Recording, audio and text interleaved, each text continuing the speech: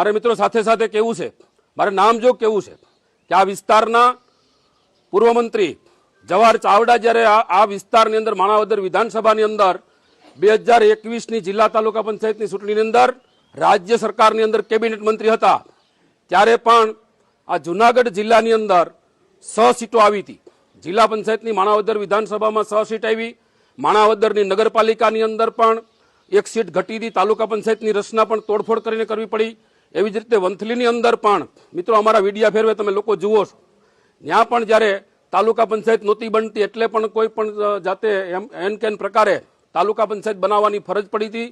માણાવદરની અંદર પણ આવા મિનિસ્ટર હોવા છતાં પણ માણાવદરની અંદર તાલુકા પંચાયતમાં 65 સીટ ભારતીય જનતા પક્ષની આવી હતી.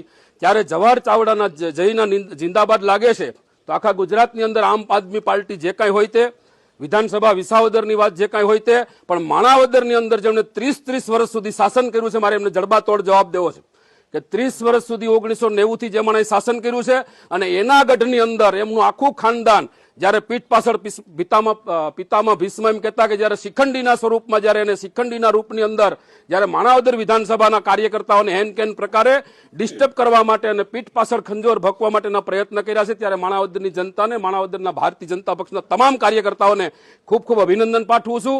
અને એક એક કાર્યકર્તા એમ નથી કોઈ ડગ દીધા વગરના જ્યારે જુનાગઢ જિલ્લા પંચાયતની અંદર 8, માણાવદર વિધાનસભામાં 8 સીટમાંથી 7 સીટ અને 3 તાલુકાની કુલ મળીને 12 સીટ માણાવદરમાં, 11 સીટ વંથલીમાં અને 10 સીટ મેંદરડામાં લાવીને ભારતીય જનતા પક્ષનો ડંકો વગાડ્યો એ બદલ કાર્યકર્તાને અભિનંદન આપું છું. એવી જ રીતે 3 નગરપાલિકાનું પણ ગુજરાતના તમામ આગેવાનોને મારે કહેવાનું છે કે માણાવદર વિધાનસભાની અંદર ભારતીય જનતા પક્ષના શાસનમાં 3 નગરપાલિકાઓ, બાટવા, માણાવદર ને વંથલી, એવી જ રીતની 3 તાલુકા પંચાયત માણાવદર, વંથલી અને મેંદરડા ની અંદર ભાજપનું શાસન છે.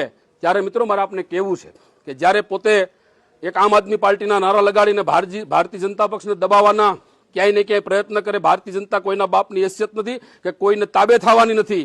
અને હું માત્ર ને માત્ર મિત્રો આમ સોશિયલ મીડિયાના માધ્યમથી જણાવવા પણ માંગુ છું કે મારી જે લડાઈ છે એ જવાહરભાઈ ચાવડાની સામે રાજકીય રીતે ખુલ્લી લડાઈ છે, કોઈ સામાજિક લડાઈ નથી, રાજકીય લડાઈ છે.